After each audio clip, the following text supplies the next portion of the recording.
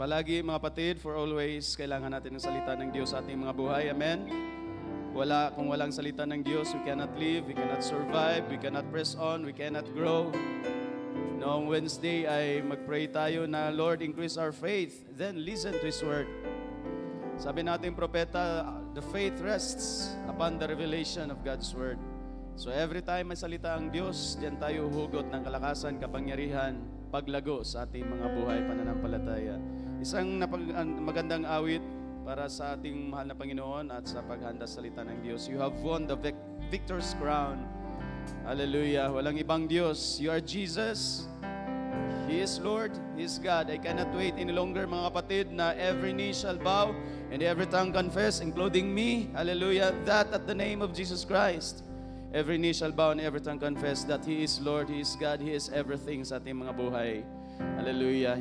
I cannot wait any longer, mga kapatid, na ma-meet ko ang aking manunubos, aking Diyos, aking Panginoong Kristo Jesus sa araw na yun.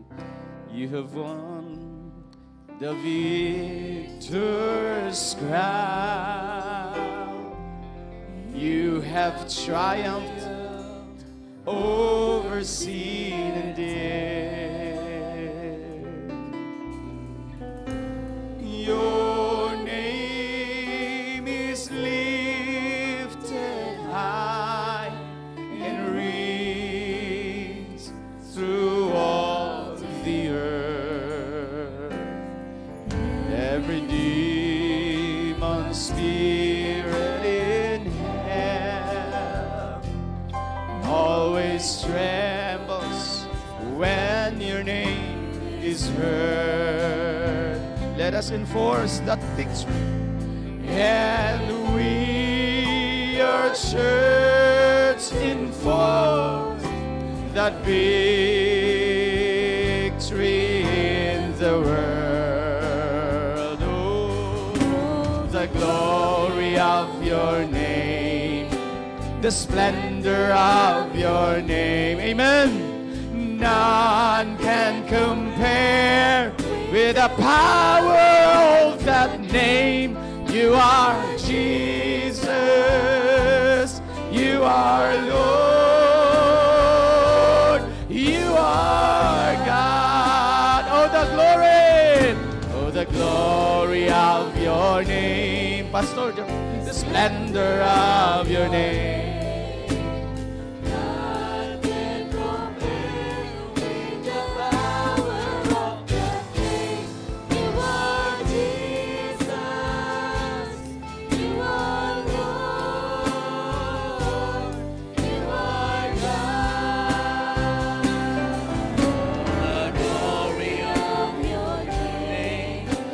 The splendor of your name. Hallelujah.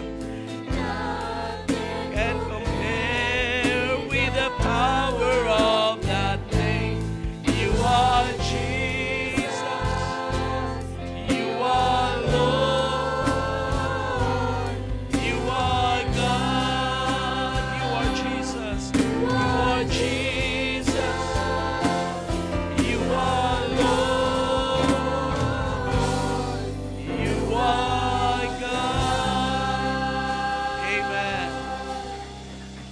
Hallelujah, hallelujah, hallelujah. And what a beautiful name is the name of Jesus. Hallelujah, hallelujah. Kung atin lang ang alalahanin kung gaano kapangit ang buhay natin nung wala pa tayong Kristo. And then isang araw, inabot tayo ng biyaya ng Diyos. And everything became beautiful. Sapagkat dumating sa buhay natin ang pinakamaganda sa lahat. Ang lahat ng tunay na kagandahan, mga kapatid, ay nasa Diyos at ito'y pinahayag sa atin, dinala sa atin sa pamagitan ng kanyang bugtong na anak. Tunay na totoo ang salita ng Diyos, He makes all things beautiful in His time. Hindi lang sa panahon ng mga bagay, kundi sa panahon mismo ng Diyos at sa kanyang oras na itinakda, ginawa niyang maganda ang ating mga buhay. Kaya sa oras na ito, sa ating panalangin, sa taas natin sa Diyos, ang mga bata ni Brother Julius Traso sa karamdaman at maging ang mag-asawang Brother Joey at Sister Jemel. At nakausap po na rin Sister Jemel kahapon. Totoo malaki ang problema ang kanilang hinaharap ngayon. Subalit lahat tayo ay mayroong individual na pakikipagbaka, mga kapatid. Tayo ay kailangang matutong managumpay sa pamagitan ng pagtayo sa ating mga paa ng pananampalataya. We cannot always depend on people. Nariyan sila para mag-encourage, pero kailangan tayo ang tumayo upang managumpay at maranasan natin ang pananagumpay ng Diyos sa ating buhay. So let's pray for them. Ang Diyos ay mabut sa kanila. Aming Diyos, purihin ka sa oras na ito. Ikaw pa rin ang pinakamaganda sa lahat, Panginoon.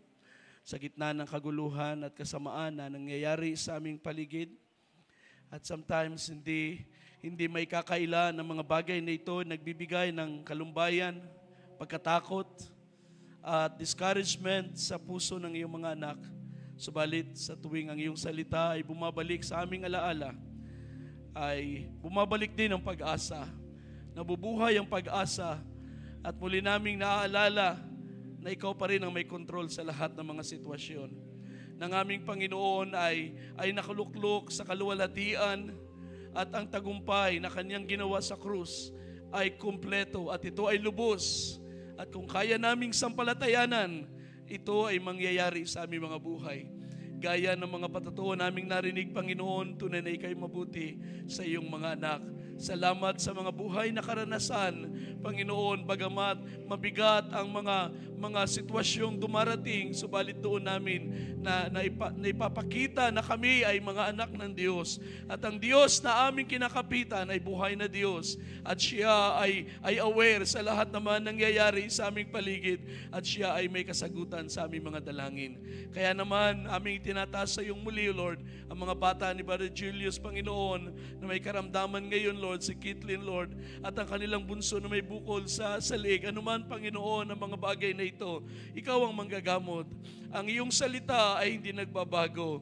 At muli, aming inihingi, O Diyos, ang iyong mayamang biyaya at ang iyong makapangyarihang kamay, yung iunat, O Diyos, sa kalagayan ng mga batang ito at iparanas ang kagalingan at kalusugan sa kanilang mga katawan upang makabangon, O Diyos, at maging masiglang muli at ang kanilang sangbahayan ay sama-samang naglilingkod sa iyo. Amang banal, muli mong iparanas na ikaw lamang ang makapangyarihan sa lahat. Ikaw ang Panginoon at Diyos sa tahanan ni Brother Julius sa kanyang buong sangbahayan. Panginoon, ayos naming itaas sa iyo, Lord, ang mag-asawang Brother Joey at Sister Jemel. Anuman ang mga dahilan, anuman ang mga naging pamamaraan ng kaaway, Panginoon, kami ay patuloy na tumatayo sa iyong mga salita at aming patuloy na pangahawakan na ikaw ay Diyos na mabuti. At ang lahat ng iyong ipinaranas sa kanila, O Diyos, ay hindi babalik sa iyo na walang kabuluhan, Panginoon. At kami lubos na nagtitiwala na ang iyong mabiyayang kamay, Panginoon, ay handa mong iunat, O Diyos, sa sandali na makilala namin ang aming mga pagkakamali at pagkakasala at kami ay magpakumbaba sa iyo. Amang banal, turuan mo kami, Panginoon, na ang pananampalataya na aming tinanggap na minsan at magpakailanman ay hindi masayang, Panginoon, at ito'y malubos, O Diyos, at ika'y umani ng kapurihan. At kung ikaw ay aani ng kapurihan, kami rin naman ay magagalak at luluwalhatiin kasama mo sa piling mo. Kaya, O Diyos, aming pinakatiwala sa iyo, Lord, ang mga bagay na ito at sumasampalataya na sa unahan, O Diyos, ng aming buhay, Panginoon, ay ang iyong mga gawa ay matatanyag, O Diyos, at ikaw ay tatanghaling mananagumpay at kami ay tatanghaling mananagumpay kasama ng dakilang mananagumpay ang aming Panginoong Jesucristo. Luwalhatiin ka, O Diyos, sa oras na ito, ang lahat ng kapurihan at pasasalamat ay sa iyo lamang kasama ng mga salita mo na aming pag-uusapan, iyong buksan at dalhin ang inspirasyon sa puso ng iyong mga anak. Purihin ka sa pangalan ni Kristo Jesus. Amen and amen. Lahat tayo sumigaw ng praise the Lord. Ang lahat ay mananagumpay sa oras na ito. Amen, amen. At yan ay dahil kay Kristo. Hallelujah. Ang hari ng mga hari at Panginoon ng mga Panginoon. Glory to God. So tayo ay manatili nakatayo, mga kapatid, at samahan ninyo ako sandali sa pagbasa ng ating teksto. Gandang umaga sa lahat. Purihin ang Diyos sa kaniyang mga mayamang biyaya sa inyong buhay. Ako'y nagagalak sa testimony ni Sister Malu. Tunay na ang Diyos ay makapangyarihan at namamalas natin ang kanyang gawa. Samahan niyo ako sa Acts chapter 13 and let's read verses 20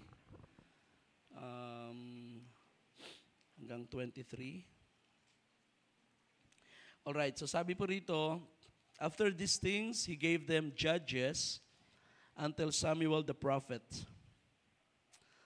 Then they asked for a king, and God gave them Saul, the son of Kish, a man of the tribe of Benjamin, for 40 years.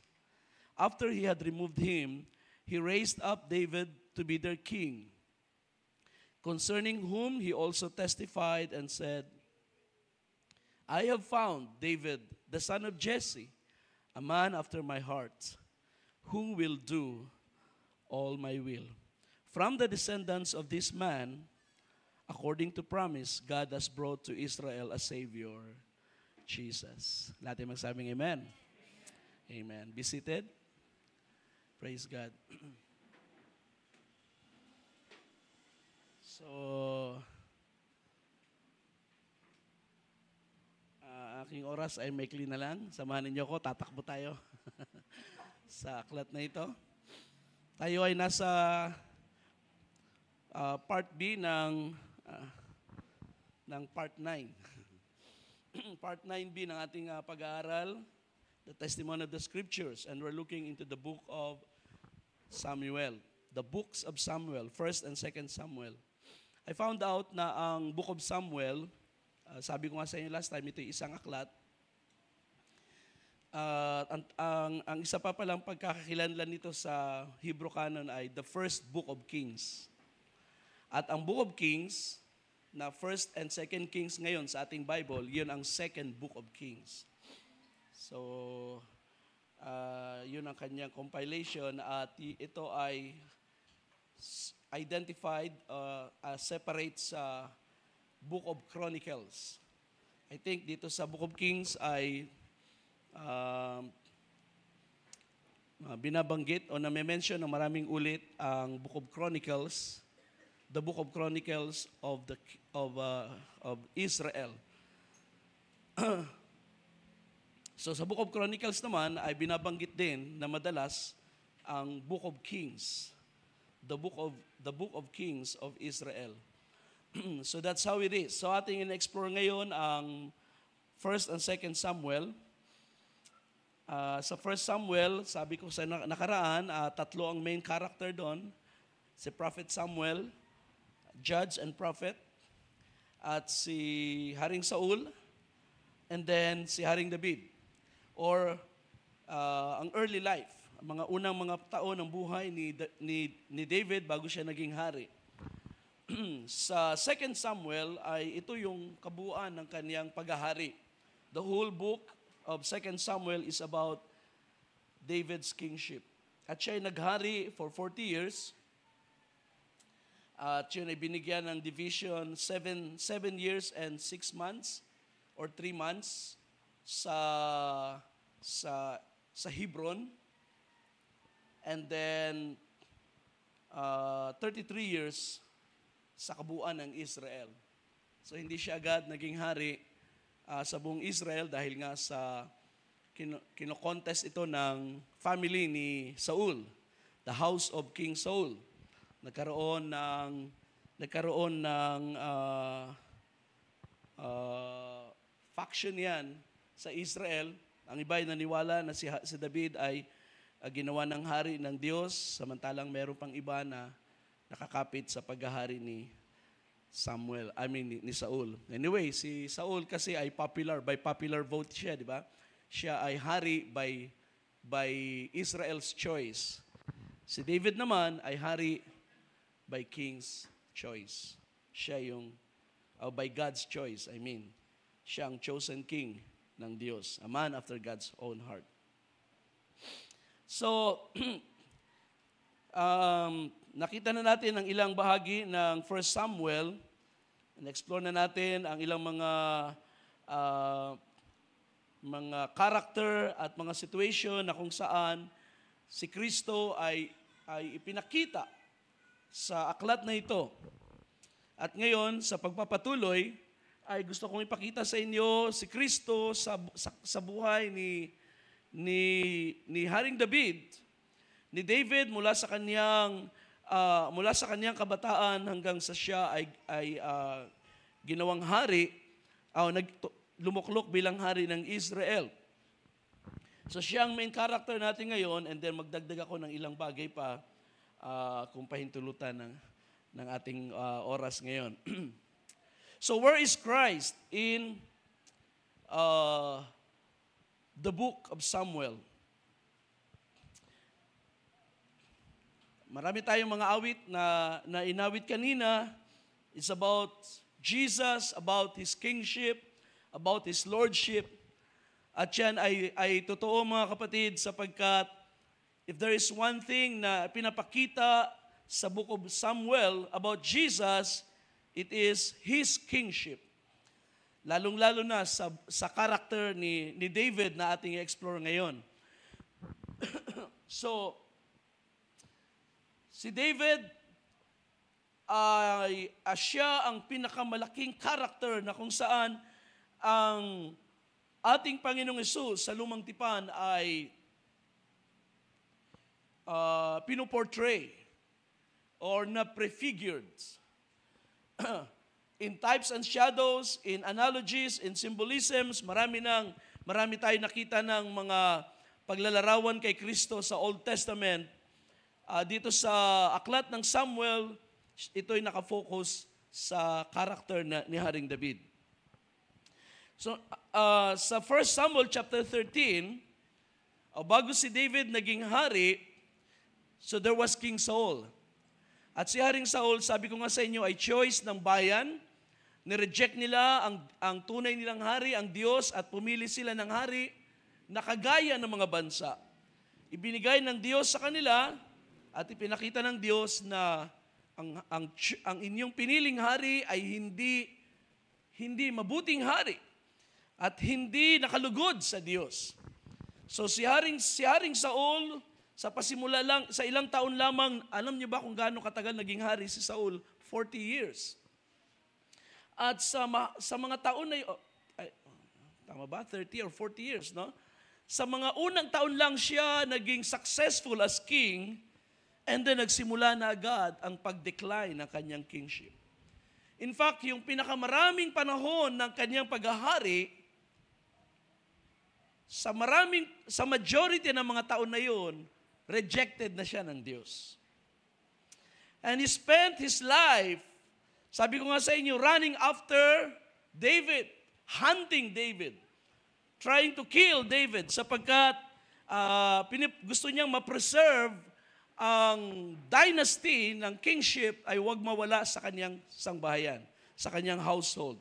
Ang gusto niyang ipalit na isunod na hari after him ay ang kanyang anak na si Jonathan, which by the way, kung ating bibigyan ng accounting sa Bible, si Jonathan is 20 years older than David, or 28 years older than David. So hindi sila magkababata na gaya ng ating inaakala o ipinoportray ng mga istorya.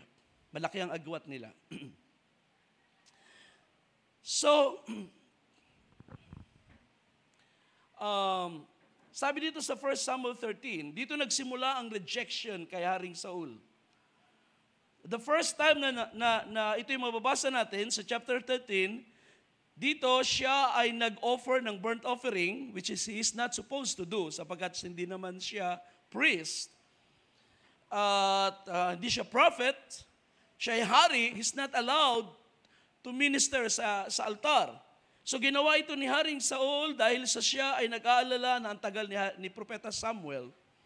At sabi dito sa verse 13, you have acted foolishly, you have not kept the commandments of the Lord your God, which He commanded you. For the Lord would now have established your kingdom over Israel forever. So he had a chance, the opportunity na ma-establish ang kanyang kingship kung siya ay magko-comply sa mga bagay na gusto ng Diyos at utos ng Diyos. But now, your kingdom shall not endure. The Lord has sought for himself a man after his own heart, and the Lord has appointed him ruler over his people, because you have not kept what the Lord commanded you. So itong unang pagsasalita na kung saan pinapakita ni Prophet Samuel na si Saul ay rejected na sa harap ng Diyos. The Lord has sought for himself. Ang Diyos ay naghanap ng isang lalaki para sa kanyang sarili. Isang lalaki ayon sa kanyang puso. At siya ang inappoint ng Panginoon na mamuno sa kanyang bayan. The second time na ito nangyari, ang rejection, ay sa chapter 15. At dito naman, ang pagkakasala ni Haring Saul ay hindi niya sinunod yung utos na patayin ang lahat ng Amalekites. In-spare niya ang buhay ng hari, si King Agag. And then yung mga hayop na kasama rin sa dapat ay puksain, ay hindi nila pinatay dahil ihahandog na nila sa Panginoon. So nagalit ang Diyos, at sabi ng Panginoon, ayaw niya, mas gusto ng Diyos ang pagsunod kaysa sa mga handog. At sabi ng Panginoon sa verse 28, o sabi ni Samuel, the Lord has torn the kingdom of Israel from you today and has given it to your neighbor, who is better than you. So, pinunit daw ng Diyos, kinuha ng Diyos, pinunit ng Diyos ang kaharian ng Israel mula kay Saul, at ito'y ibinigay sa kaniyang kapitbahay. Referring to another family na kung saan kukuha ang Diyos ng lalaki na magiging hari. So dito ay hindi pa in-identify si David. Sa chapter 16 siya na-identify. Nagtapos ang chapter 15 na umalis si Samuel. And as far as I know, kung babasahin niyan sa inyong bahay, that was the last time na si Samuel at si Saul ay nagkita. After ng eksena dito sa chapter 15, sa disobedience ni Saul, si Samuel ay hindi na nagpakita kay Haring Saul, si Prophet Samuel. I think ang sunod nilang pagkikita ay yung patay na si Samuel, di ba? Naghanap na ng medium si Saul para makausap si Samuel. Sapagkat very disappointed si Samuel at iniyakan niya ito. Sabi ng Panginoon kay Samuel sa chapter 16 verse 1, how long are you going to mourn for Saul, since I have rejected him from being king over Israel? Fill your horn with oil and go. I will send you to Jesse the Bethlehemite, because I have chosen a king for myself among his sons.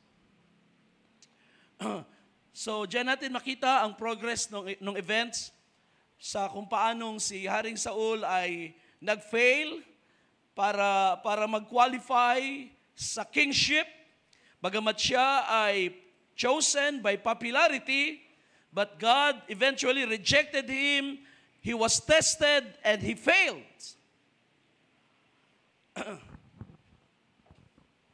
And then, God has chosen another man. At siya ay dinescribe as after his own heart. So yun ay isang napakagandang description ng ipapalit na hari, sapagkat ang hari na ito at ang kingship, of course, makikita natin na ang kingship ay eventually ibibigay ito ng Diyos sa Israel, pero hindi sa paraan na gusto ng Israel, kundi sa paraan na gusto ng Diyos. At hindi sa pamagitan ng tao na gusto ng bayan, popular sa mga tao, kundi sa pamagitan ng isang lalaki na ang Diyos ang nag-appoint. So, bagamat para bang tinitingnan natin ng istorya na nag-fail si Haring Saul at dahil dito ang Diyos ay pumili ng ipapalit sa kanya, sa perspective ng tao ay parang ang Diyos ay nagre-respond lang sa failure ni Haring Saul. Pero dahil sa nakikita na natin ang buong kasulatan at dahil sa nakumpleto na ang kaisipan ng Diyos sa kasulatan, Old and New Testament, what we understand now is, bago pa si Saul naging hari, God has already chosen a man. God has already appointed a man. Nakita na ng Diyos o nakilala na ng Diyos ang lalaki na gusto niyang maging hari. Sapagkat eventually ito ay kasama sa kanyang divine plan na sa paglitaw ng Messiah. At si Saul ay hindi kabilang sa tribo ni Judah. Si Saul ay kabilang sa tribo ni Benjamin.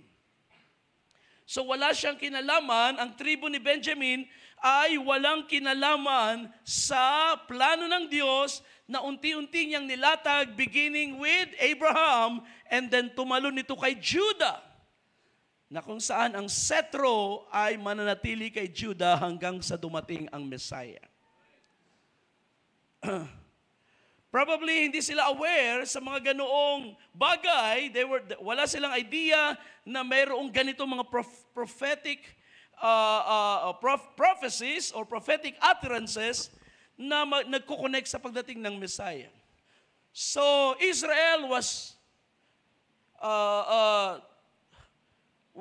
living like the world. Katulad ng sanlibutan ngayon, nabubuhay sa kung ano ang iniisip nilang mabuti para sa kanila. Pagpili ng presidente, halimbawa, and then pag hindi na maganda, siraan ng presidente, and then eventually, after 6 years, mag-appoint na naman ng panibagong presidente, nasisiraan ulit. Because we are only responding to needs, to situations.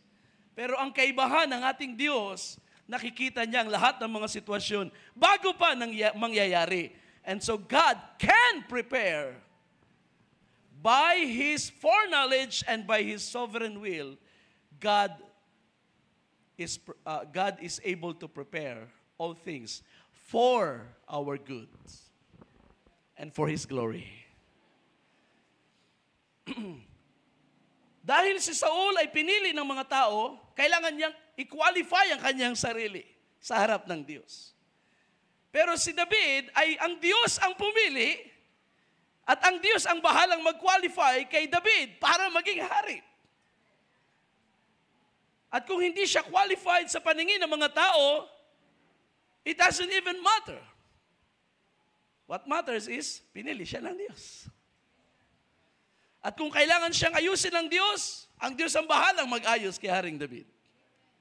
So si Haring David ay a man after God's own heart, not because he qualified, but because he was chosen. That's the only thing. A man after God's own heart means siya ang pinili. Siya yung in-appoint ng Diyos. Dito natin makikita mga kapatid na ang paglilingkod sa Diyos, ang tugon sa panawagan ng Diyos para mangaral or maging servant niya in any capacity, mga kapatid. Sometimes we look for qualifications. Of course, dahil sa may mga position tayong pinifil sa loob ng pag-administer ng iglesia, ng local church. But when it comes to calling, ang Diyos ay hindi naglagay ng qualification para i-qualify ang kanyang mga servants. God appoints. And then God qualifies. Totoo yan. God qualifies. But of course, kapag nag-fail ang servants of God, mayroong consequences. But the gifts and calling, they don't go away. Hindi yun nawawala. Because it is qualified. It is appointed by God. There will be consequences, like si Haring David ay may consequence sa kanyang mga failures, but the fact is, he was after God, he was chosen, he was after God's own heart. And then there is something, mga kapatid, I'm saying that para ipakita sa inyo na si Haring David ay hindi nag-qualify, kaya siya ay ginawang hari. That is the first thing. But then there is a second thing, mga kapatid, natin makikita na si David ay kinakitaan din ng ilang mga katangian na kung i-compare natin sa hari by popularity kay King Saul, ay meron din talagang distinction. Okay? Merong distinction. Malaki ang kaibahan ni Saul, ang characteristics ni Saul, at malaki ang kaibahan ng characteristics ni Haring David. Unang-una, si Haring Saul ay, sa chapter 13, ipinakita doon na siya ay impatient. Sa chapter 14, kinakitaan na siya ay proud. Siya ay arrogant. So there was a situation na inutusan niyang ang kanyang army na walang kakain ng kahit anumang pagkain hanggat hindi natin natatapos ang labanan. And then, habang sila ay nasa isang gubat, yung kanyang instruction ay hindi narinig ng kanyang anak na si Jonathan, at si Jonathan ay nagutom at nakakita ng pulot na nahuhulog mula doon sa puno. At kumain siya, at saka lang niya nalaman na kaya pala parang talunan na yung kanyang army kasi gutom. At kaya naman gutom kasi walang mga ngahas kumain dahil pinagbawal ng hari. Sabi niya, anong klaseng utos yan? Kung ang army ay busog at malakas, mas lalo tayong ready for battle. Pero itong si Haring Saul, dahil sa kanyang arrogance, ay kahit anong mangyari, kahit unreasonable, ay papatayin niya yung kanyang anak para lamang panindigan ng kanyang salita. At sinave si Jonathan ng army, ng mga sundalo. Hindi kami papayag na mamatay si Jonathan ngayon sapagkat gumawa siya ng mabuting bagay ngayon. Na-spare ang buhay niya. So si Saul ay arrogant. Pangatlo, siya ay disobedient. At yan ang dahilan kung bakit siya ay nag-fail. At siya ay nag-fail sapagkat kailangan niyang dahil sa hinanapan siya ng qualification because the people thought na ito yung hari na bagay na tama para sa kanila. And God proved na mali ang choice ng tao. Mga kapatid, kaya maganda yung bago tayo pumili, sumasangguni sa Diyos. Amen. Pagkat ang Diyos ay marunong pumili at magaling pumili at laging tama ang choice ng Diyos. At ang ating choice ay laging pumapalpak. Of course, ang pang-apat na characteristic ni Saul, kapag siya ay desperado na, hindi niya alam kung paano lumapit sa Diyos. Ang kanyang nilalapitan ay mga barang. Pag siya ay desperado na, ang unang-una niyang ina-approach ay mga barang at humihingi, nagko-consult sa mga mediums, sa mga sorcerers. Sapagkat hindi siya marunong lumapit sa Diyos. Samantalang si David, bago pa man siya naging hari, sa panahon pa man ng kabataan niya ay kinakitaan na siya ng mga characteristics na kabaligtaran kay Saul. Siya ay masunurin sa magulang, siya ay mababa ang kalooban, siya ay matapang. Sa chapter 17, nung si Goliath ay 30 days na, was it 30 days, di ba? Na naghahamon. Sabi niya, wag na tayo magpadanak ng dugo. Maglabas kayo ng inyong champion at ako ang champion ng mga Philistines. At maglaban tayo at kung sinong matalo, then magiging servants forever ang kabilang panig. Walang nangahas na kahit si Haring Saul ay hindi niya kayang harapin ang challenge ng kaaway. At doon natin nakita ang katapangan ng batang si David na bagamat siya ay musmus pa at mababa ang tingin ng kanyang mga kuya, pero ang lakas ng kanyang confidence. But this is not self-confidence, mga kapatid. Ito ay ang kanyang confidence sa Diyos. Sabi niya, naririnig niyo ba yung sinasabi nung lalaki na yan?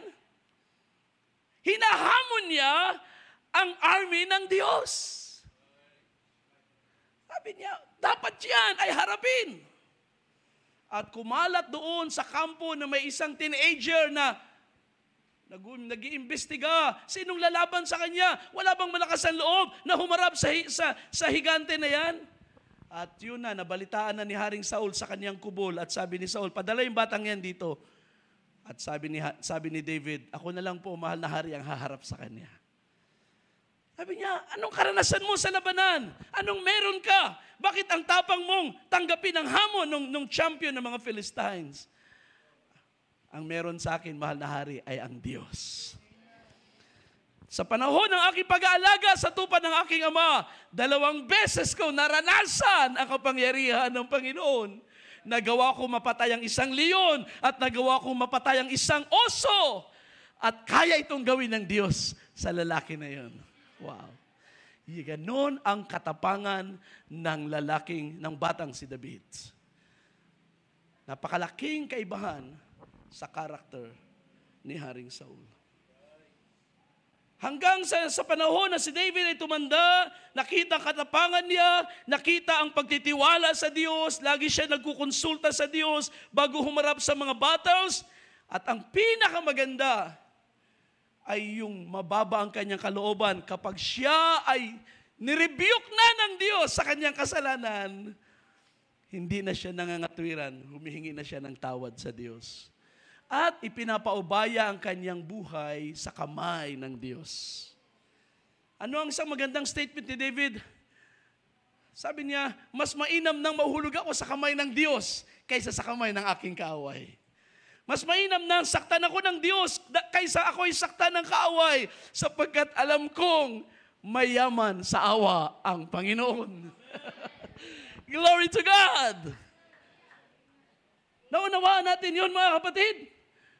Kapag tayo tinutuwid ng salita, magalak tayo sapagkat it means ang Diyos ay personal na nakikialam sa buhay mo. Personal na nagdidisiplina sa iyo at ikaw ay nasa mabuting kamay.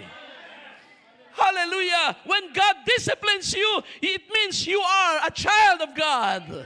You are His child. At kapag ikay dinidisiplina ng Diyos, ay magtiwala ka na ang kamay niya ay hindi lang malakas. Ang kamay niya ay mabait. Ang kamay niya ay mabiyaya. Ang kamay niya ay nakakaunawa sa ating kalagayan. Glory to God! Hallelujah! Yan ang characteristics ng lalaking ito na tinawag a man after God's own hearts.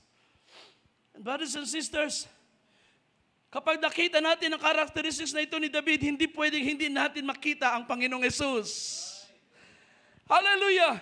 Kung si David ay masunurin, ang Panginoon ang pinakamasunurin sa lahat. Hallelujah! Anong sabi ng Philippians? Di ba? Pinababa niya kanyang sarili at naging masunurin hanggang sa kamatayan sa krus. Glory to God. At kung si David ay mababang kalooban ng ating Panginoon, ang siyang makikakikitaan natin ng tunay na humility. Hinubad niya ang karangyaan, hinubad niya ang kaluwalhatian, hinubad niya ang anyong pagkadiyos at isinuot, ibinihis ang anyo ng alipin. Wala na tayong makikitang mas malaki pang expression ng humility, ng condescension kaysa sa ginawa ng ating Panginoon. Si Peter ay merong komentary sa bagay na yan. Sabi sa 1 Peter 2 verse 22, He who committed no sin, nor was any deceit found in his mouth. And while being abusively insulted, he did not insult in return. While suffering, he did not threaten, but entrusted himself to him who judges righteously. Glory to God. That's our Lord Jesus Christ. Well, alam niyo, makikita niyo rin niya kay David. Nung siya'y hari na, at siya ininsulto ng isang hindi nga ito Israelite eh. Ito ay isang stranger na naging bahagi ng bayan ng Israel, assembly ng Israel. Nung nagkudita ang anak ni David na was the name Absalom, at siya ay tumakas ng gabi, at yung lalaking ito ay dinura-duraan at binato-bato si Haring David. Sabi niya, yan, mabuti sa iyo dahil sa ginawa mo sa bahay ni Saul. Ibinalik sa iyo ng Panginoon ang iyong kasamaan. So ganun ang kanyang judgment dahil siya ay pro-King Saul. At sabi ni Joab, mahal na hari, pupugutan ko na. At si Haring David ay hindi nagtaas ng kamay at hindi nagutos, sige, pugutan mo yan. Bastos yan. Sabi niya, huwag mong saktan siya. Hayaan mo siyang magsalita at gawin ang gusto niya sapagkat maaring ipinadala siya ng Panginoon para ibaba ako. At sabi ni Haring David, who knows na marinig ng Panginoon ang kanyang pagsasalita ng masama laban sa akin at ang Panginoon ang maghiganti para sa akin. That's the humility of Christ. Na nung siya ay inuinsulto, nung siya ay nilalait, nung siya ay inaapi ng mga Israelites at ng mga Pharisees, wala tayong narinig na ang Panginoon ay nagsalita ng masama pabalik sa kanila. At nung siya ay sinasaktan na, hindi siya gumanti. Ipinagkatiwala ang kanyang buhay sa matuwid na hukom. That's the humility of Christ. And I tell you, brothers and sisters, kung ang Espiritu ni Kristo ay nasa atin, by His help, we can do the same. Totoo na ang tao ay ma-pride. Alam niyo ba, na mas ma-pride tayo, ibig sabihin ay mas marami tayong guilt na taglay sa ating mga puso na pilit nating tinatabunan ng ating kayabangan. At ang isang makasalanan ay natural na palalo. We cannot separate pride from sin. The more sinful, the more wicked the person is, mas lalong proud ang tao na yan. Kahit nga tayo mga Christian na, we feel proud sa ating mga sarili at hindi tayo pumapayag na maapi. And sometimes kapag may mga trials na marating sa ating buhay, parang ang sabi natin, Panginoon, bakit naman nangyari ito? Parang hindi natin matanggap na pinahintulot ng Diyos. But if we have Jesus Christ, we can put our trust in Him and say, Lord, bahala ka sa sitwasyon na ito. I know we are serving you. I know, as far as I know, Lord, kami ay naglilingkod sa iyo at ang aking sangbahayan ay kasama ko naglilingkod sa iyo. Kung ang kaaway nakagawa, bahala ka, Panginoon, gumawa ng paraan. I will put my trust in you. That's the Spirit of Christ in us. Hallelujah. Ang bravery ni David ay pinapakita ang katapangan ng ating Panginoong Jesus. Ang pagharap niya sa krus. Ang record ng Hebrews chapter 12 ay nagsasabi na tayo tumingin kay Kristo, kay Jesus, the originator and the perfecter of the faith. Sabi rito, who for the joy set before Him endured the cross, despising the shame, and has sat down at the right hand of the throne of God. Bago siya nakarating doon sa trono, ang ating Panginoong Jesus, like David, nag-endure muna ng lahat ng mga kahihiyan, ng lahat ng suffering na pwedeng ibato sa Kanya. At sinong number one niyang persecutor? Si Haring Saul. Sinong number one na persecutor ni Jesus? Ang mga leader ng Israel. Sila na mga pinuno ng Israel ay naalarma sa kanyang pag-angat, sa kanyang popularity dahil sa kanyang pangangaral, sa kanyang matuwid na mga pagtuturo, ay naalarma ang mga makapangyarihan hanggang sa sila ay nagplot para siya ay patayin. Tiniis lahat yun ng ating Panginoon, pati ang shame. Alam niyo ba mga kapatid, I was reading about the word shame, and it's a good topic. At ang natural na shame na ating tinitingnan ay kapag tayo nakagawa ng kasalanan, nahihiya tayo. Pero shame has something to do with reputation. Na kaya natin nagagalit tayo kapag nakakagawa tayo, nahihiya tayo na gumawa ng mali. Bago pa man tayo makagawa ng mali, andun na ang shame dahil ayaw nating masirang ating pangalan. Ayaw nating mapahiya tayo. At kung iniingatan natin ang ating pangalan, nagagalit tayo kapag ito'y sinisiraan ng iba, at nalalagay sa kahihiyan ng ating pangalan, that's called shame. At yan ay positive. Iniingatan natin ang ating reputation, iniingatan natin ang ating pangalan, dahil para sa atin, mahalaga ito. Kung wala tayong yaman, at least maganda ang ating pangalan sa harap ng mga tao. And that's a good thing. Well, Dahil sa kasalanan, ang tao ay nagiging manhid sa shame na ito, at saka na lang natin nararamdaman ng shame kapag tayo ay nagkasala na. At tayo ay pag hindi pa natin nagagawang kasalanan, at tayo ay hindi natin nararamdaman yung shame na yon hanggang sa tayo ay nag-explore ng mga mali, ng mga kasalanan, at kapag nahulog na tayo sa kasalanan, tingnan niyo nangyari doon sa Garden of Eden. Nagtatago na sa likod ng puno. At yan ay nangyayari sa buhay ng tao. Ang ating Panginoon ay meron ding iniingatang pangalan. May iniingatan din siyang reputation. Ito'y sinira ng mga tao, isinira ito ng mga leader ng Israel. Siya inaccuse falsely ng mga bagay na hindi niya sinasabi o ininterpret in a different way. At siya inaccuse na nagpa-plot laban sa government ng Rome. At siya'y kailangang mamatay. At ang kahihiyan na yun ay tiniis ng ating Panginoon. Hindi niya pinaglaban ang kanyang sarili. Oh, hindi ako ganyan. Kahit anong mangyari, malinis ang pangalan ko. No, hinayaan niyang mangyari ang lahat. Kaya nga ang sabi ng verse na ito, He despised the shame. Binaliwala niya ang kahihiyan. Hindi niya ipinaglaban ang kanyang sarili. Pinaubaya niyang lahat sa Diyos. Panginoon, kung kahiyahiya man, tanggap ko para sa iyo. Kaya ba natin yan, mga kapatid? Kung ang Kristo na yan ay nasa atin, ma-endure din natin ang mga suffering at kaya rin nating itabi ang ating shame alang-alang sa Kanyang pangalan. Hayaan natin ang Diyos ang magtanggol para sa atin.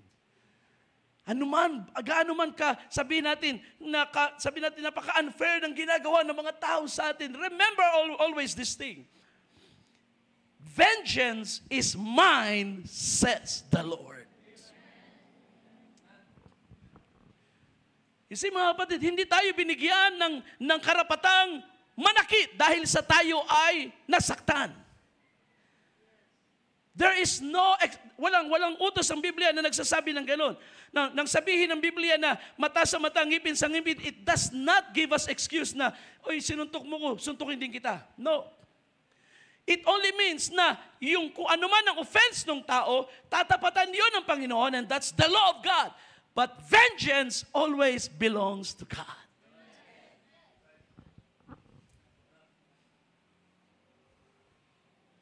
Kapag inilagay natin sa ating kamay ang paghihiganti, tandaan ninyo, sabi ng Panginoon, you make yourself judge. Ikaw na ang nagiging judge.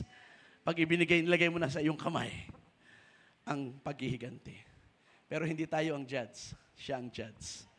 At kung sikapin nating maghukom sa ating sarili, magkakamali tayo. But God never fails. Ang kanyang judgment, ang sabi ng Biblia, is righteous.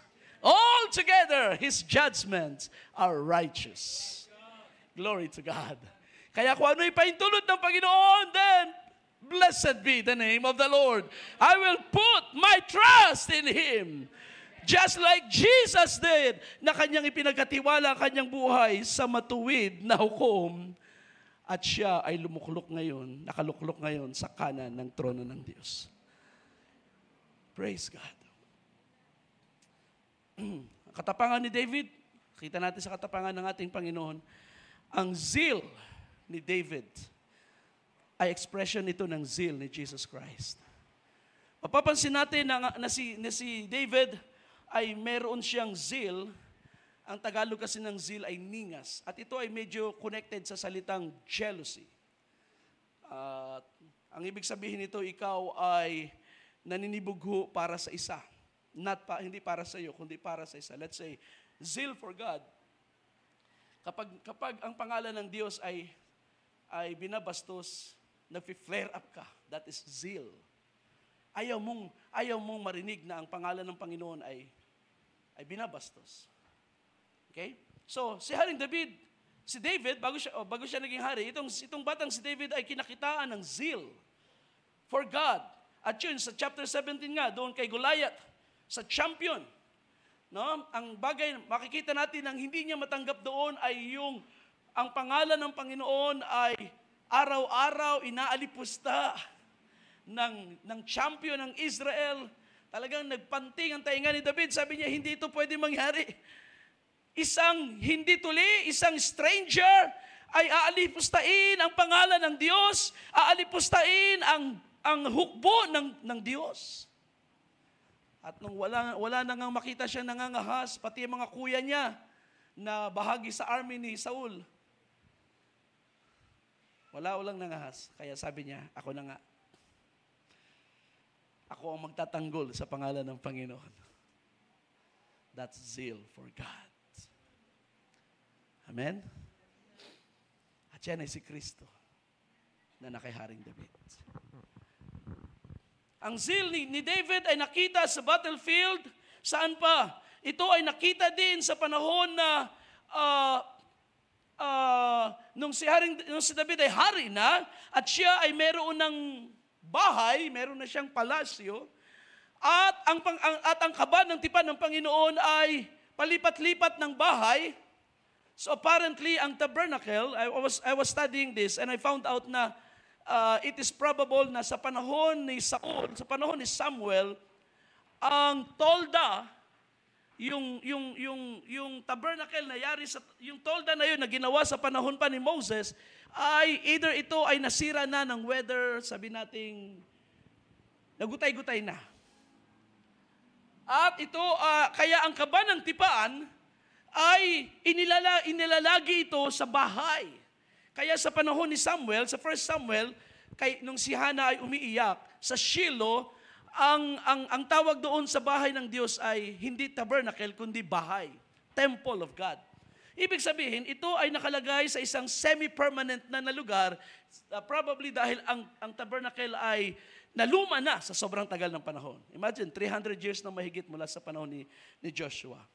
So it's been a long time.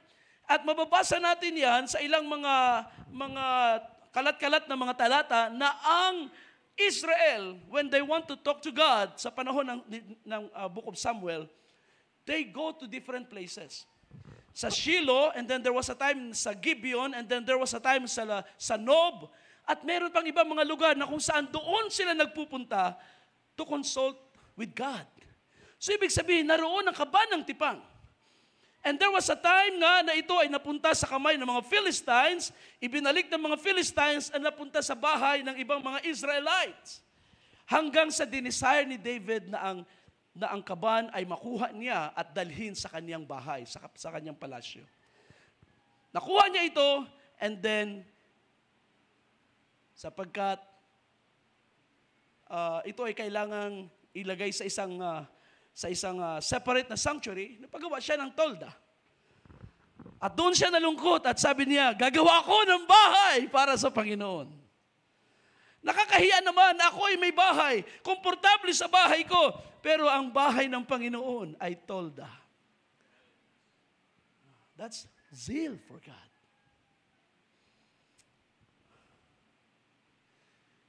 At yun ang mga bagay na gusto ng Panginoon makita sa atin when we are serving God. Tayo ay maglingkod sa Diyos at ipakita natin ang ating passion for God sa pamagitan ng mga bagay na nakikita natin kailangan ng gawain ng Diyos. Well, kung hahanapin natin si Jesus sa passion na ito ni David, makikita natin ng ating Panginoong Hesus ay na-demonstrate niya 2 beses ang kanyang zeal for the house of God. Diba? Sa Book of John, mababasa natin yan, na ang ating Panginoong Hesus nagpunta sa Jerusalem at nang makita niya ang palengke sa harap ng templo, winasiwas niyang lahat yun. At sabi ng John, siya'y napuno ng ningas para sa bahay ng Diyos. Exactly, ito ang character ni David.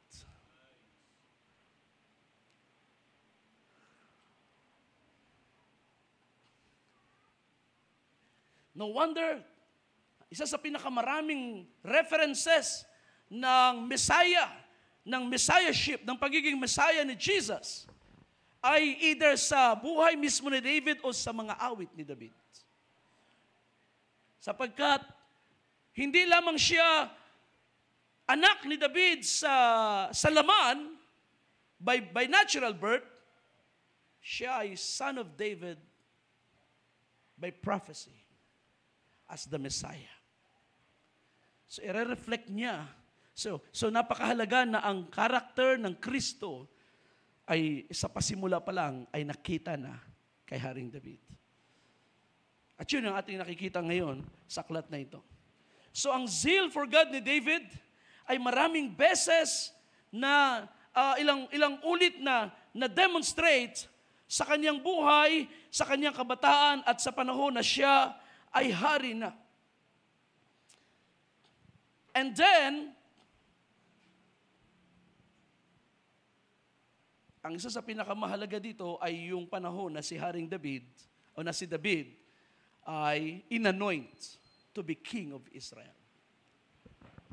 Sa 1 Samuel chapter 16, ay mababasa natin ang pag-anoint sa kanya. So alam natin ang istorya, di ba? Pinasa natin sa verse 1, sabi ng Panginoon kay Samuel, huwag mo nang iyakan yan si Saul. Meron akong pinili. Sige, bumangon ka, magdala ka ng langis, pumunta ka sa bahay ni Jesse sa Bethlehem dahil may isa sa kanyang mga anak ay iyong papahira ng langis, i-anoint. Siya yung pinili ko na maging hari ng Israel. Pagdating niya sa bahay ni Jesse, pinapila lahat ng anak ni Jesse, mula panganay hanggang bunso. At dahil matitikas sa mga anak niya, wala namang chubby sa panahon na yun. So, matitikas, mga sundalo Mula sa panganay, hanga agad si Samuel, ito na siguro, ito na ang pinahira ng Panginoon. Ito na yung anointed of the Lord, ibig sabihin, chosen. At sabi ng Panginoon, Samuel, huwag kang tumingin sa panlabas na anyo. Ang tao sa labas nakatingin, ang Diyos sa puso nakatingin. At every time na hanggang sa naubos yung mga anak na yon, sabi niya, hindi ito. Wala ka na bang ibang anak? Meron pa pala. Pero kita ninyo, it's always the rejected. Meron pa, kaya lang, bata pa yun Andun, nag-aalaga, hindi naman yung sundalo. Sabi ni Samuel, ay hindi pwede. Hindi tayo upo. Patawag siya. Hindi tayo upo hanggat hindi siya dumarating. Napilitan siyang tawagin hanggang sa nang dumating si David, eto na yun, sabi sa verse 12. So he sent word and brought him in, and now he was reddish with beautiful eyes and a handsome appearance. So in short, totoy. Kaya nga ako natutuwa ko nung tumayo si Brother Reme, sabi napaka-totoy, pero 18 years old na. Diba? Parang napakabata pang tingnan. Pero hindi na siya bata, 18 years old. Naalala ko nung ako 18 years old, nangangaral na ako at naglilid sa mga young people. So hindi na batang edad yan. You're a man. At si Haring David ay ganun din ang tingin ng mga tao, ng kanyang pamilya. Totoy, tawag ka ni Propeta Samuel. Bilisan mo kasi hindi kami pinapaupo hanggang di ka dumating.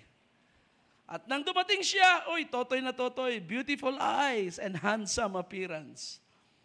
And the Lord said, arise, anoint him, for this is he. You see? So Samuel took the horn of oil and anointed him in the midst of his brothers, and the Spirit of the Lord rushed upon David from that day forward, and Samuel set out and went to Ramah. So from that day, ang Espiritu ng Diyos ay nanahan kay David at nanatili sa kanya. And he was still a teenager. Napansinin ninyo, he was chosen bago pa siya nakita ni Propeta Samuel. He is already chosen. And that is expressed by the word anointed. Hindi pa siya nabubuhusan ng langis. He was already the anointed one, the chosen one. At yung pagbuhos ng langis ni Propeta Samuel ay kilala lamang sa kanya na siya nga ang pinahiran, ang pinili ng Diyos na magiging hari kapalit ni Saul. Alam niyo ba na eksena na ito ay itinago ni Samuel? Ayaw niyang malaman ni Haring Saul kasi sabi niya, papatayin ako noon. Pag nalaman niya, napupunta ako at magpapahid ng langis sa magiging kapalit niya.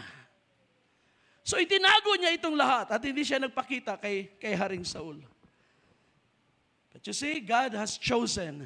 God has a chosen one and God has revealed His chosen one. Ang anointing ng langis at ang pagpasok ng langis kay David, ng Espiritu kay David, ay hindi lang yun yung panahon na siyang inanoint. Yun ay panahon na siya ay ipinakilala as the chosen one of God. Pansin niyo ba ng ating Panginoong Hesus?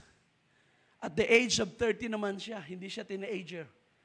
At the age of 30, nung si Jesus ay pumunta sa Jordan habang si John ay nangangaral, and then ipinakilala kay John na ito ang Lamb of God who takes away the sin of the world. Lumusong siya sa tubig at nagpabautismo, at nang siya ay mabautismohan, pag-ahon niya, ipinakita ng Diyos kay Juan ang Espiritu'y bumaba kay Jesus Christ from that time.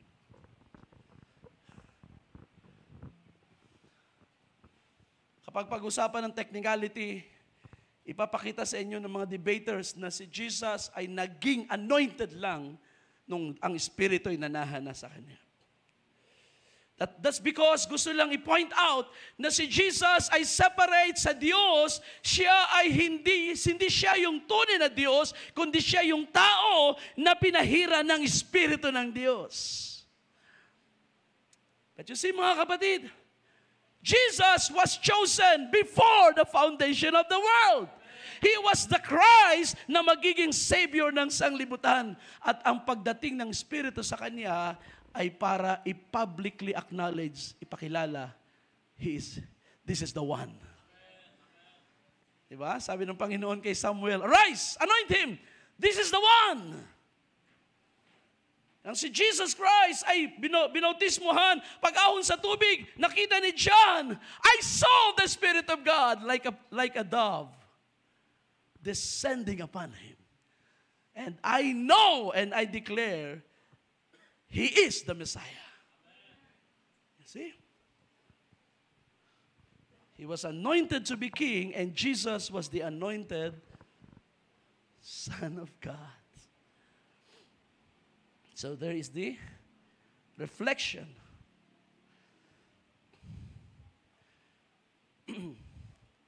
Now, as soon as David was anointed, syempre, dito nagsimula yung istorya ni David. Kaya dito rin natin nakita ang pasimula ng kanyang trials.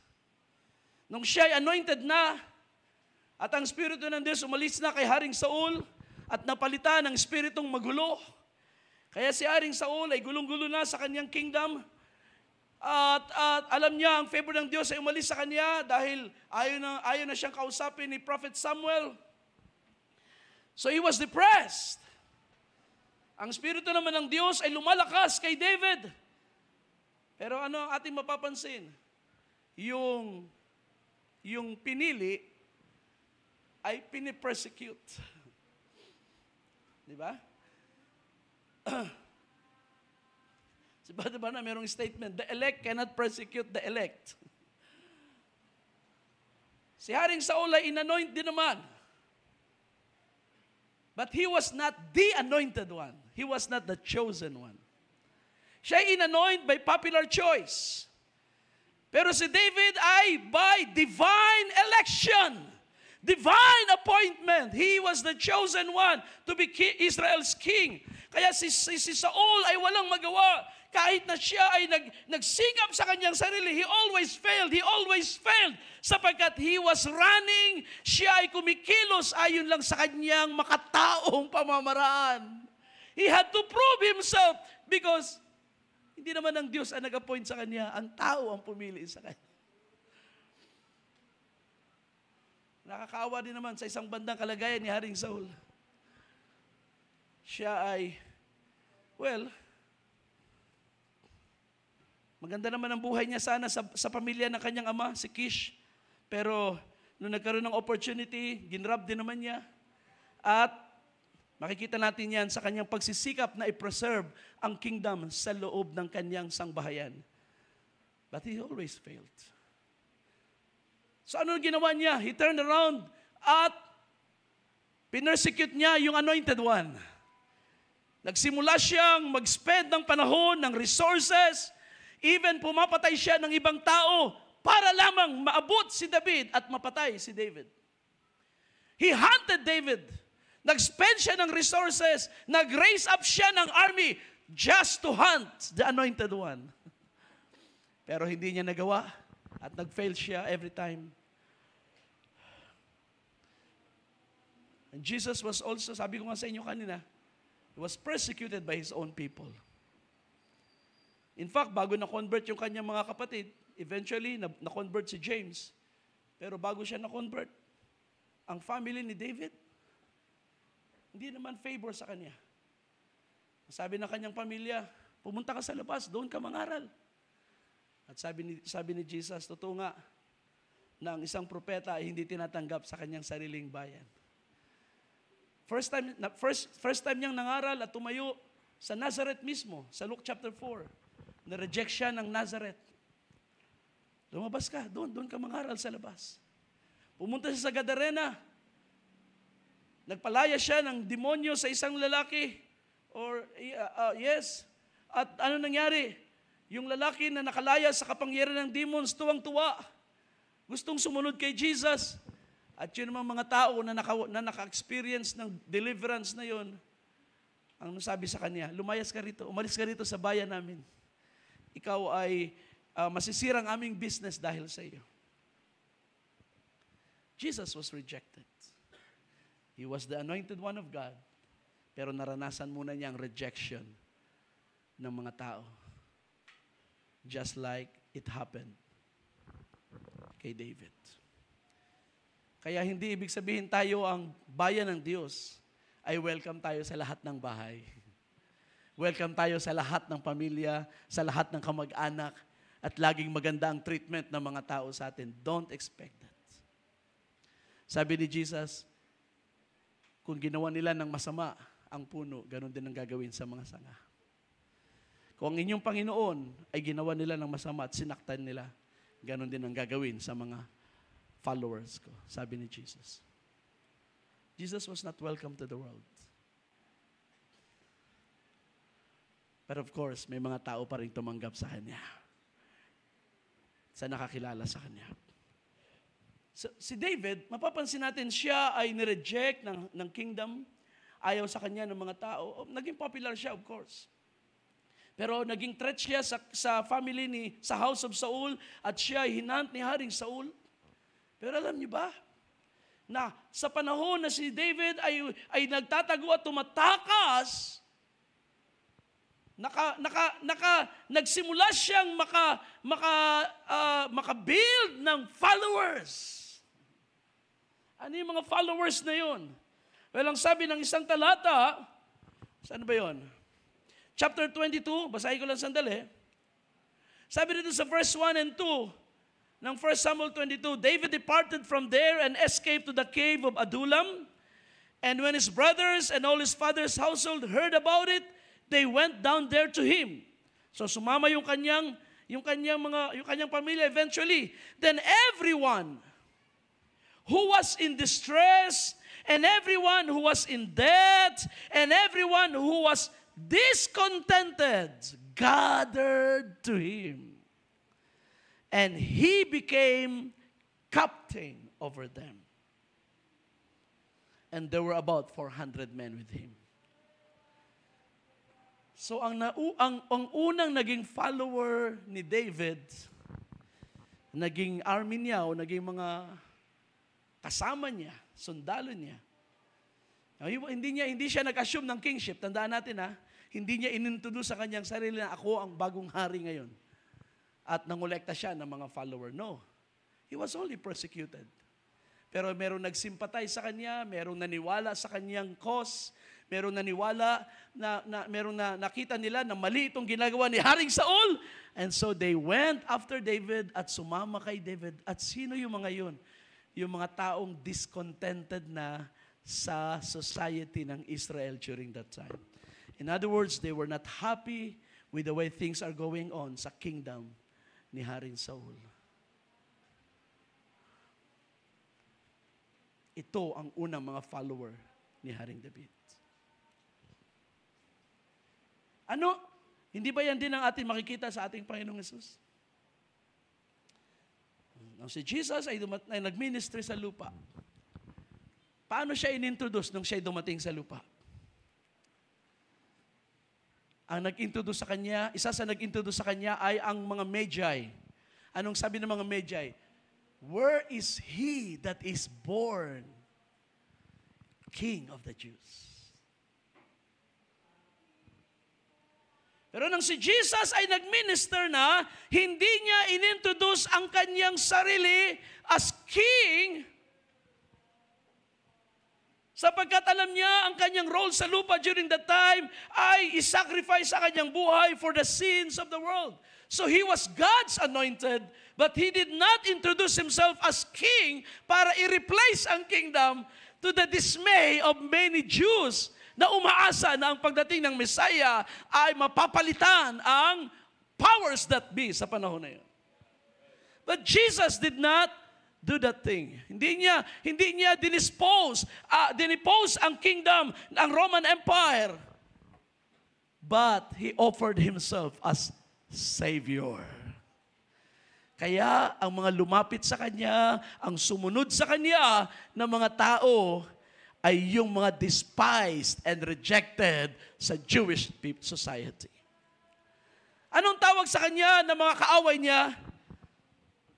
Ang inyong rabbi ay kaibigan ng mga makasalanan.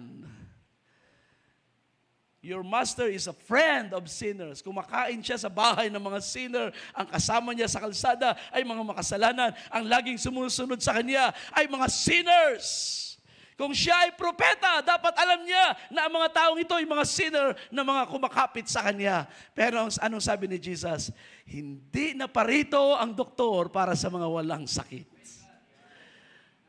Ako'y naparito, hindi para sa mga matuwid, kundi para sa mga makasalanan na nangangailangan ng tagapagligtas. Come unto me, and I will give you rest, sabi ng ating Panginoon. At ang mga discontented na sa lupa, sila ang unang follower ng ating Panginoong Hesus. Kaya huwag kayong mag-alala kung ang mundo na masaya sa kanilang kalagayan, ang Laodicea nagsasabi, wala akong kailangan, I'm okay. Exactly. That's the reason kung bakit ayaw nila kay Jesus Christ. Pero kung nakita nyo ng ang sanglibutan ay wala nang may offer sa inyo na tunay na kapayapaan, tunay na buhay, then you can come to Jesus. And Jesus gives you that life. Sabi niya, ang magnanakaw na parito para sumakit, manakit, pumatay, mangwasak. I have come that they may have life. Amen. Hanggat masaya ka sa buhay sa mundo, hindi ka makaramdam ng pangangailangan kay Kristo. Pero kapag sawa ka na sa mundo, at means kapag namulat ang iyong kaisipan na mayroong tunay na buhay kaysa sa buhay na inaanok ng mundo, at ito'y na kay Kristo, then, diyan ka magsisimulang mauhaw sa Panginoon. Mauhaw sa Panginoon.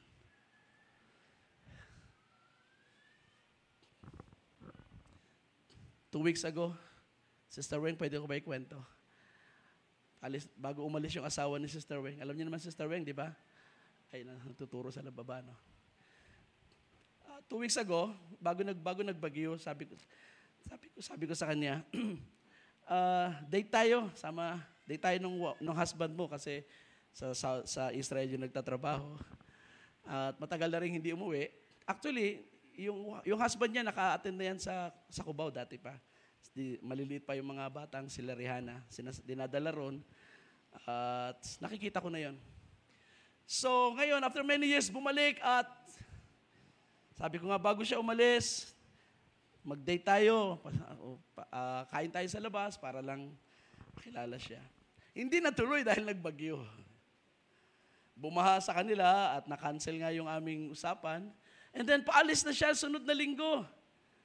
Sabi ko, hindi na tayo matutuloy. Well, na-appreciate ko na yung kanyang husband ay nagsabi na, bago ko umalis, gusto kong lumabas tayo nila pastor para kumain at gusto niya makipagkwentuhan. I don't know kung anong bagay na meron, pero yun ang kwento sa akin na gusto hanggang sa the night bago siya umalis, ay ganun pa rin ang gusto niyang mangyari. Pero hindi na nga natuloy. But I'm glad na nung siya ay nakaalis na, nangihinayang siya na hindi kami nakalabas. Pero ang sabi ni Sister Weng, pagbalik ko sa Pilipinas, ang unang-una natin gagawin, lalabas tayo nila, pastor. Alam niyo kung ano nakakatawa dito? Because ito'y isang tao na for many years, iniisip niya ang buhay ay yung ino-offer ng sanglibutan. Ay yung lahat ng layaw na kayang i-offer ng mundo. Pero ngayon, nakakaramdam na siguro ng sawa na sa buhay na makasalanan. Sawa na sa buhay ng mundo. Sabi nga ni Sister Weng, pag-graduate na raw siya sa mga kalokohan. Well, sana nga. Sometimes, kailangan pag tayo hindi talaga nasisiyahan sa mga gawa ng Diyos at hindi natin na-appreciate. Sabi ng Panginoon, sige, lumabas ka. Mag-enjoy ka. Sabi na isang kasama ko dating young people, alam mo, Brother Joe, minsan inisip ko, masarap din siguro ang buhay ng mga activity ng sanglibutan. Sabi ko sa sister na yun, how can you imagine that? Lumaki ka sa church, from Sunday school, tapos ngayon sasabihin mo, parang ang sarap ng buhay ng sanglibutan. Hanggang sa na-backslide yung sister na yun. At hanggang ngayon na hindi na nakabalik sa Panginoon. At maraming mga tao na ganyan din ang kanilang iniisip para bang may mas masarap na buhay kaysa dito sa buhay na nililimitahan tayo ng salita ng Diyos. At siya ng mga prodigal child, na sabi sa istorya ni Jesus, binitbit niya ang kanyang mana at nag-explore sa sanglibutan. Ang kagandahan dun sa istorya ng Panginoon, na-recognize nung bata na mali yung kanyang ginawa. Sabi niya, mabuti pa yung mga servants ng aking ama, mga alipin, pero sila ay nasa maayos na kalagayan. Ako ay anak, pero ako ay kumakain sa kainan ng mga baboy. Sabi niya, babalik ako sa bahay ng aking ama. At yun yung bagay na napakaganda, mga kapatid, sa anak ng Diyos. Sometimes, God will allow us to do our way, to have our way. Pero kapag nagawa natin yan, ikaw na anak ng Diyos, isang araw ay magsasabi, mali itong ginawa ko. Kailangan kong bumalik sa bahay ng aking Panginoon. At yun ang kagandahan sa biyaya ng Diyos, mga kapatid. Sabi ni Jesus, gaano man karami ang sa akin ay lumapit sa anumang paraan, hindi ko sila itataboy. Ganun kayaman ang biyaya ng Diyos. That is why, kapag nakakapit ka sa katotohanan na ito, kahit sa pinakamahirap na sitwasyon, ay magagawa mong masabi, Lord, I put my trust in you. You are still sovereign over us. You are sovereign over all situation. At ang lahat ng iyong mga anak ay babalik pa rin sa iyo. I just have to claim it by faith. So let God have His way. So kaya si David, wala siyang magawa. Sinundan siya ng mga discontented. O sige, lapit kayo, sunod kayo, hanggang sa dumami, ito ng dumami. So now, I want to share with you this thing, mga kapatid, sapagkat maikli na lang din ang aking oras. Alam niyo ba na si Haring David ay 3 beses na inanoint as king. He was anointed as king 3 times. Una, sa bahay ng kanyang ama. He was anointed there. Si Prophet Samuel ang nag-anoint sa kanya. And then nagsimula ang Espiritu ng Diyos ay manahan sa kanya. But lumipas pa ang mahabang panahon sapagkat siya ay 17 years old pa lang nung time na yon. And then the second time na siya ay inanoint, he was already 30 years old. So more than 10 years ang lumipas. At sa loob ng 10 taon na yun si Haring Saul, habol ng habol sa kanya, at siya naman ay tinatago at nililigtas lagi ng Diyos. Sa 2 Samuel na yan pumasok, na si David ay inanoint the second time. At siya dito ay inanoint the second time sa 2 Samuel chapter 2. Let's read this for a while. Sabi sa verse 3 and 4, and David brought up his men who were with him, each with his household, and they settled in the cities of Hebron. Then the men of Judah came, and there they anointed David king over the house of Judah. And they told David, saying, it was the men of Jabez Gilead who buried Saul. All right, so sa Hebron, pagkatapos na mabalitaan ni Haring David na namatay si Saul sa battle, at ang kanyang mga anak ay namatay sa battle, kasama si Jonathan. Sa chapter 1 yan eh. And then mababasa niyo roon na umiyak si David, at siya umawit pa, at iniyakan niya kamatahin ni Haring Saul. Ganon siya ka-humble. At ganon kababang kanyang puso at pagkilala kay Haring Saul. And after that, then wala nang hari ang Israel. Pero ang nag-anoint sa kanya sa Hebron ay ang tribe ni Judah. Pansinin ninyo ang pattern. Sa bahay ng kanyang ama, inanoint siya as hari. Sa Hebron ay inanoint siya as king over all Judah. Because by this time, ang ibang tribo ng Israel ay pro-Saul. Sila ay pabor kay Saul sapagkat popular choice si Haring Saul. So, hindi siya agad tinanggap ng buong bayan at it took 7 years more. 7 taon pang lumipas. No? So, siya ay hari sa Judah, inanoint siya sa chapter 5. Dito finally, nag-give up ang lahat ng tribes. Sabi dito sa chapter 5, verse 1, then all the tribes of Israel came to David at Hebron and said, behold, we are your bone and your flesh.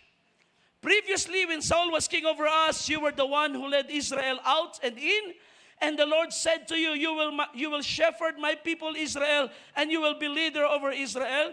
So all the leaders of Israel came to the king at Hebron, and King David made a covenant with them before the Lord in Hebron. Then they anointed David king over Israel. So, pansinin niyo ang progression ng kaniyang paghahari. It did not happen in one day. So David was 30 years old when he became king, and he reigned 40 years. At Hebron, he reigned over Judah for 7 years and 6 months. And in Jerusalem, he reigned for 33 years over all Israel and Judah. So the whole nation na. The whole nation na.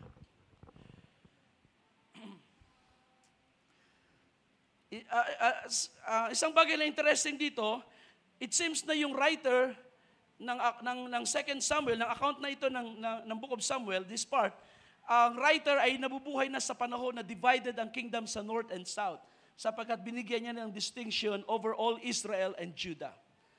At isang bagay pa na obserbahan ko, kahit sa panahon ni Haring David, ay meron ng separate na, parang merong separate na choice ang Judah at ang the rest of Israel. Na it seems na mga elders ng Israel ay talagang divided from the start sa kanilang mga choices.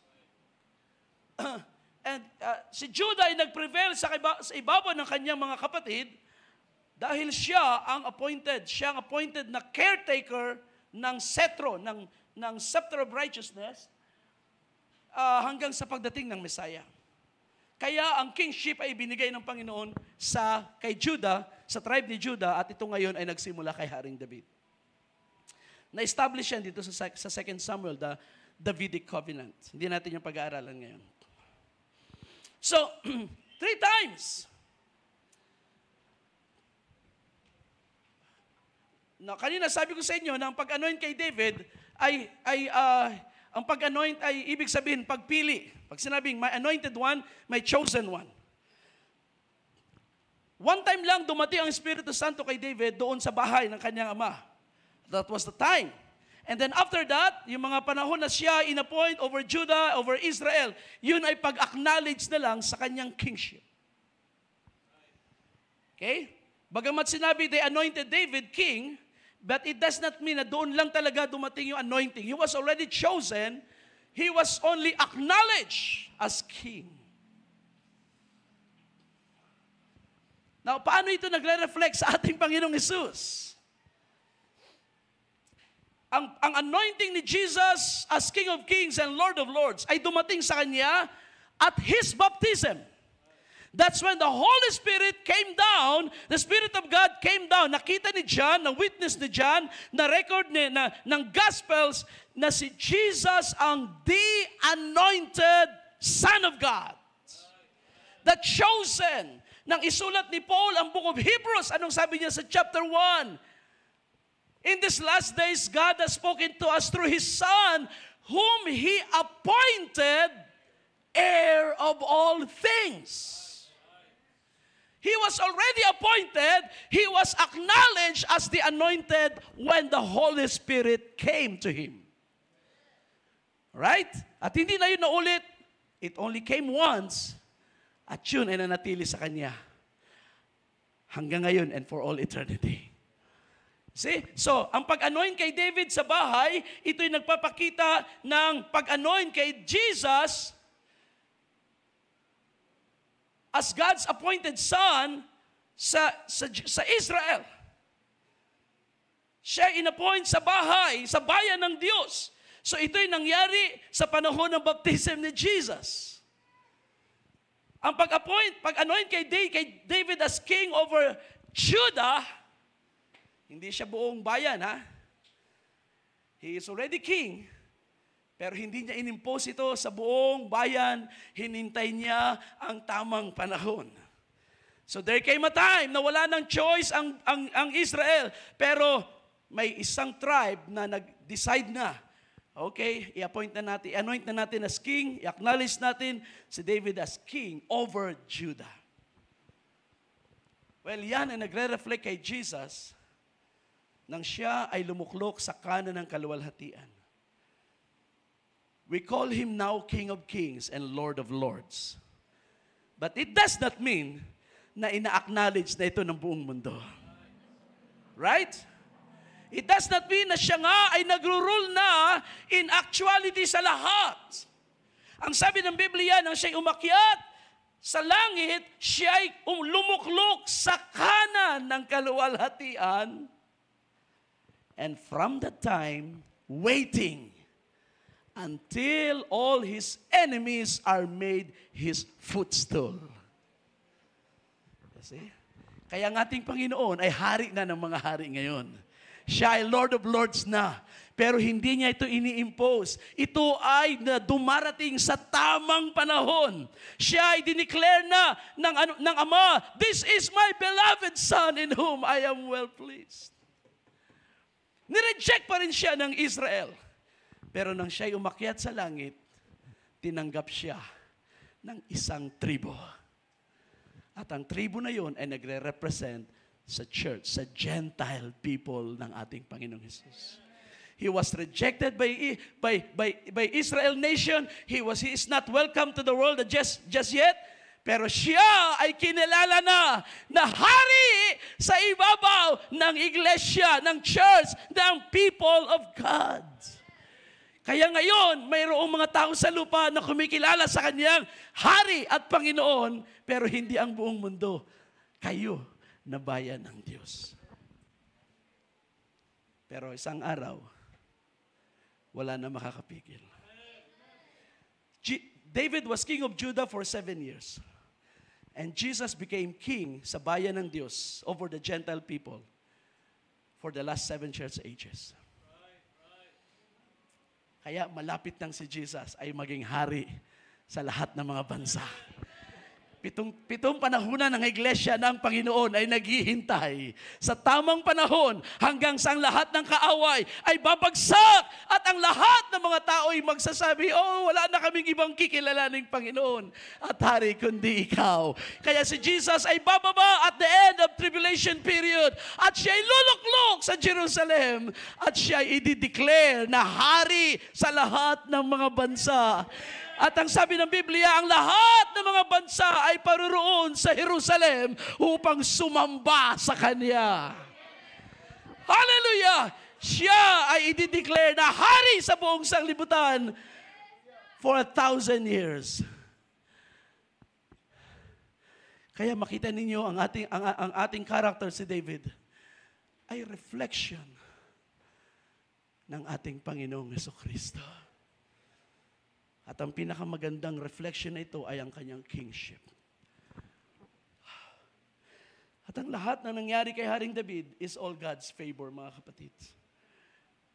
Wala siyang may pagmamalaki. Nung siya'y nahulog sa kasalanan kay Bathsheba, he was supposed to be killed. Sapagkat ang kasalanan niya, adultery. Asawa ng ibang lalaki. Legal na asawa ng ibang lalaki, kaibigan niya si Uriah. Pinagnasaan niya at kinuha niya at inangkin niya. At nung magbunga ang kasalanan, anong ginawa niya kay Uriah? Sinabak niya doon sa battlefield at sabi niya, sige, sabi kay Joab, ilagay mo yan sa pinakamahigpit na labanan. Iwanan mo. Ibig sabihin, hayaan mong mamatay siya sa battlefield. In other words, gusto pa niya ipapatay si Uriah at nangyari para maitago ang kasalanan na kanyang nagawa sa kanyang kaibigan.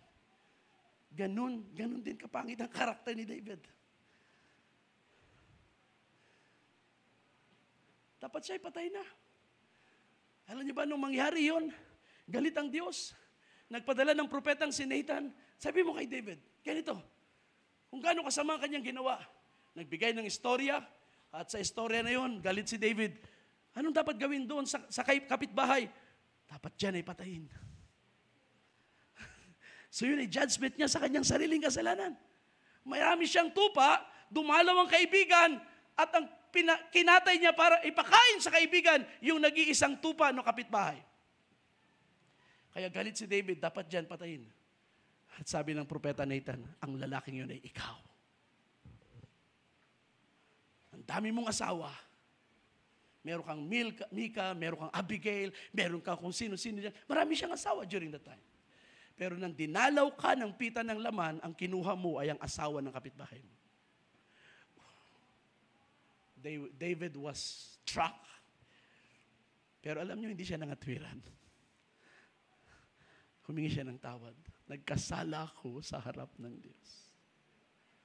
Ipanalangin mo na ako'y patawarin ng Diyos. Kamatayan ng judgment doon. Pero ang sabi ng propeta, ngayon din ay pinatawad ka ng Panginoon. Hindi na ang Diyos nag-demand, gawin mo ito para mapatawad ka. Ngayon mismo, pinatawad ka ng Panginoon. Ganun kayaman ang biyaya ng Diyos sa kanyang mga anak. Hallelujah! Sa oras na tayo ma-acknowledge natin ang ating kasalanan, right there, ma-enjoy mo ang kanyang kapatawaran. Right there, magbabago ang galit patungo sa awa at biyaya. Kaya si David ay nabubuhay sa biyaya. Mulang pagkabata, ang buhay niya ay biyaya ng Diyos. Hallelujah. So wala siyang may pagmamalaki. Pero ang kanyang nire-reflect na karakter ay ang ating Panginoong Hesus. This is no ordinary man. This is God veiled in flesh. Jesus is God manifested in the flesh. Ipinakita niya ang picture na yun sa buhay ni Haring David para pagdating ng panahon, makita natin, oh, anong ganda ng gawa ng Panginoon. Alam niyo ba na kahit doon sa kasalanan ni Haring David, God was portraying a divine work. Na kahit si David ay totoong nagkasala, Pero meron pang isang magandang picture din na gustong i-portray ang Panginoon doon. Na nang si Jesus ay dumating sa lupa, ang kanyang minahal ay mga taong gapos ng kasalanan. At sabi ni Paul sa Romans chapter 17, tayo ay dating may asawa. Tayo ay gapos sa kautusan ng kasalanan. Pero anong ginawa ng Panginoon? Bago niya tayo maging asawa, kailangan niya munang patayin, puksain ang kasalanan sa krus. Kasi David ay nagpo-portray ng isang gagawin ng Panginoong Hesus na kailangan mamatay si Uriah para maangkin ko si Bathsheba dahil mahal ko siya.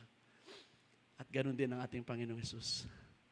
Inako niya ang kasalanan, binayaran niya ng sarili niyang buhay. Ang kaibahan lang kay Jesus is a positive type.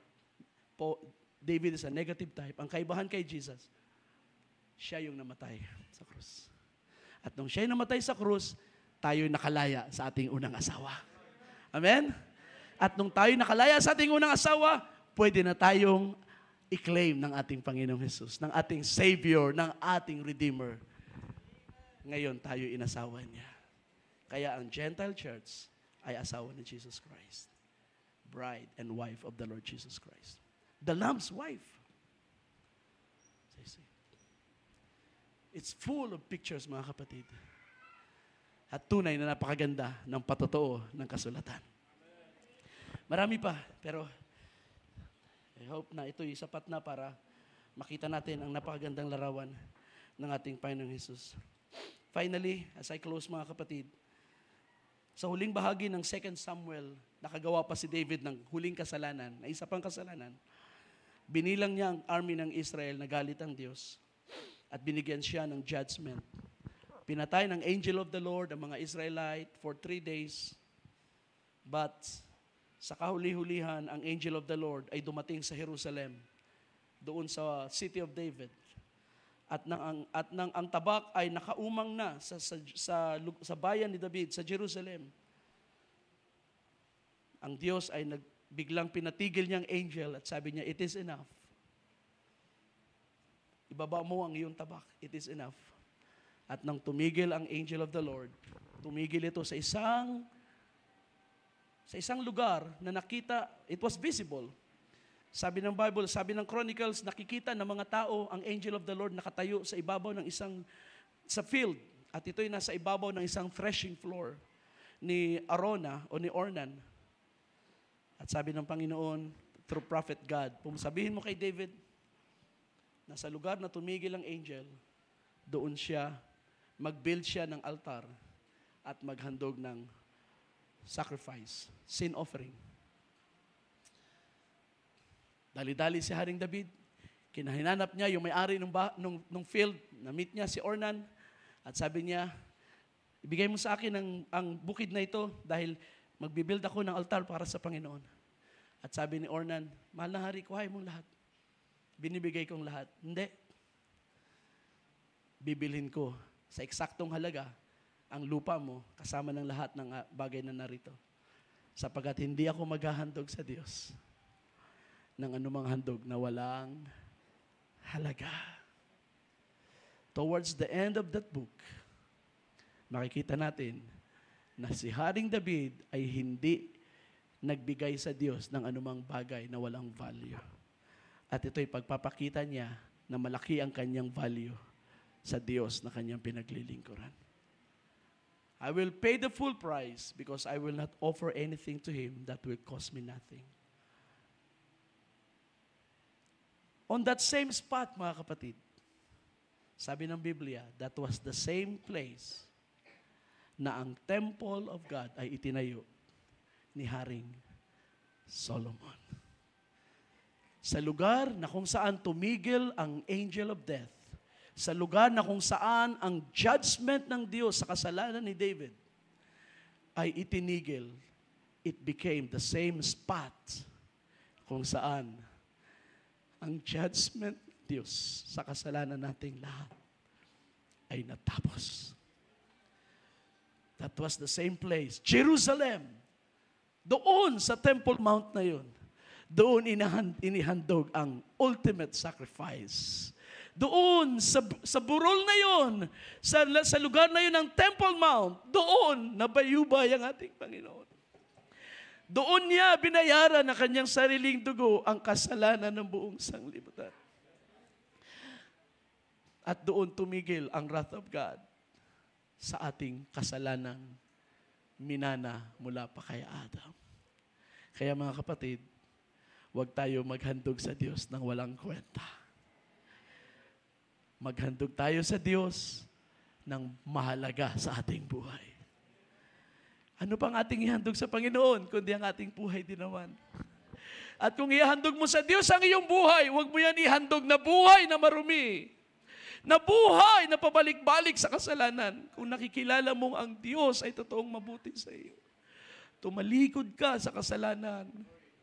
At kahit mahirap at mabigat, then that is the price. Kung iniisip mo, ang hirap tumalikod sa aking mga bisyo, that is the price na iyong ibibigay sa Panginoon. Because, Lord, you deserve all glory and honor and blessing and power. Dahil namatay ka para sa aming lahat. Isn't He good, brothers and sisters? Ating palakpakan ng Panginoon. Blessed be the name of the Lord. Tumayo tayong lahat. Hallelujah, hallelujah.